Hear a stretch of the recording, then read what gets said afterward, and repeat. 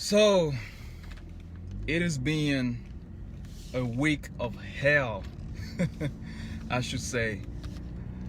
This week was a rough week, right? It was a rough week. A lot of things happened in just a matter of probably like 9 days. In 9 days, I just had all kind of stuff happening.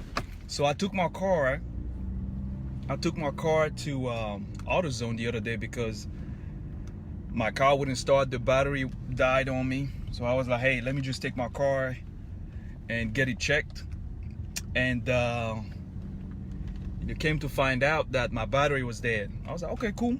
Battery's dead. I just got to get a new battery. So they put a new battery in, and I was out of there. And 2 days later, I had to do the oil change for my car. So I took my car to the dealership. They got the oil change done. Everything was good to go.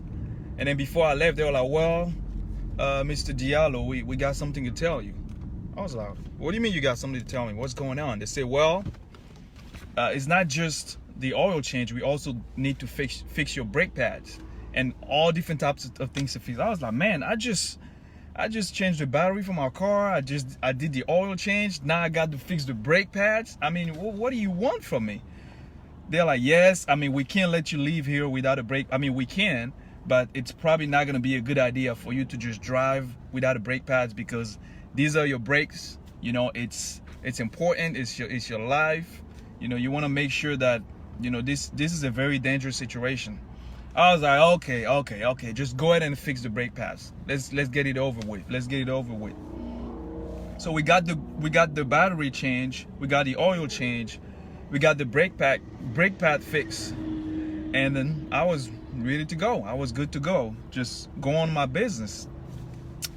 And then 3 days later after that, I'm driving back from an appointment, heading back home.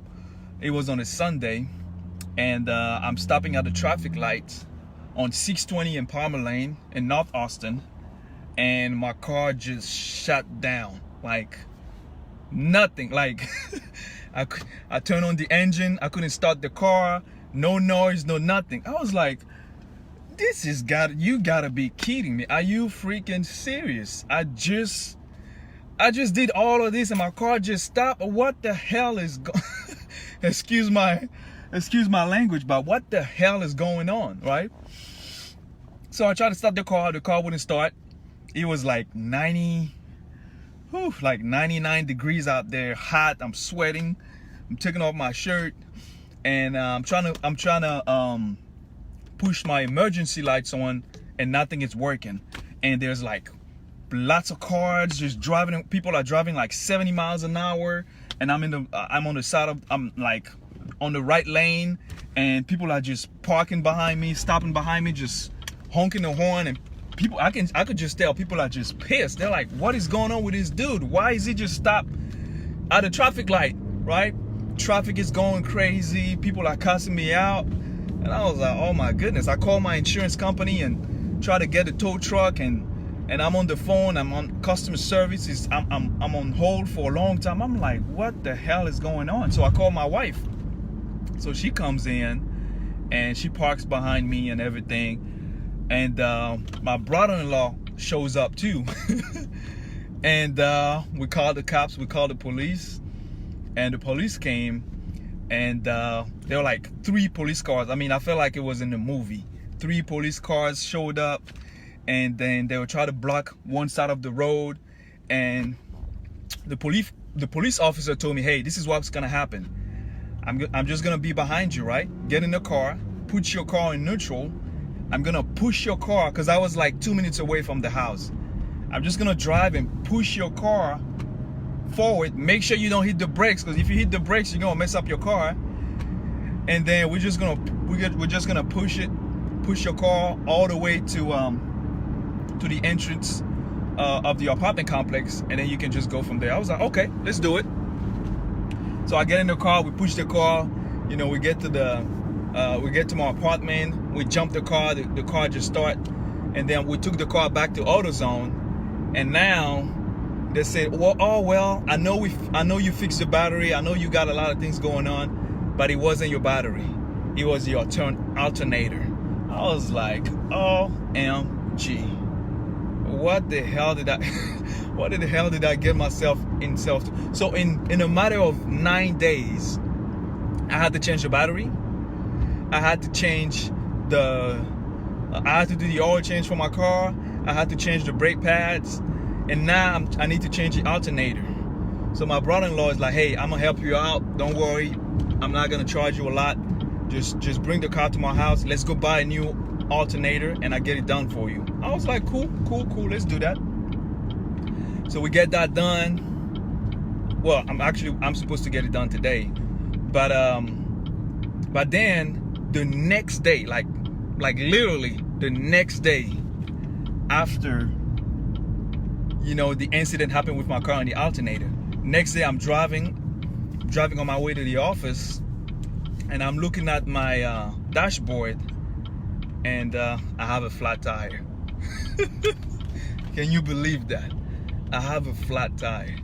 And I was like, somebody must be on my case. Somebody must be just, is it some bad luck? My 10-year-old son, his new thing now is, I'm so unlucky. That's what he says now. Every time something bad happens to him, he say, I'm so unlucky.